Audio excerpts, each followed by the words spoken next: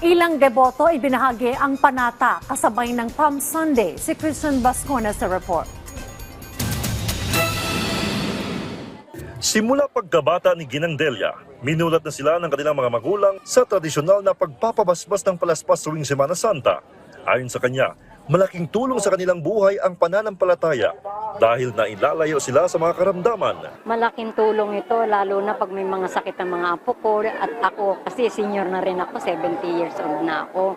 Kaya kailangan isang beses sa isang linggo nagsisimba talaga ako. Hindi ako nakakalimot sa kanya. Ibinahagi rin ng mag-asawang Reyes ang dulot na biyaya sa kanilang pamilya at negosyo ang tradisyonal na pagpapabasbas ng palaspas. Traditional na din po sa amin eh.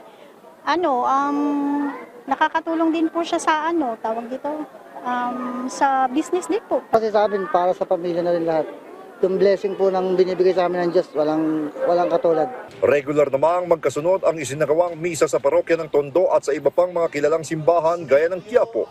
May screen viewing pa nito sa labas, partikular na sa may Plaza Miranda. Samantala, dagsaan naman ng mga deboto sa Baclaran Church na yung iba dumayo pa mula sa ibang lugar. Maliban sa palaspas, kanya-kanyang bitbit ng payong at pamaypay ang mga deboto.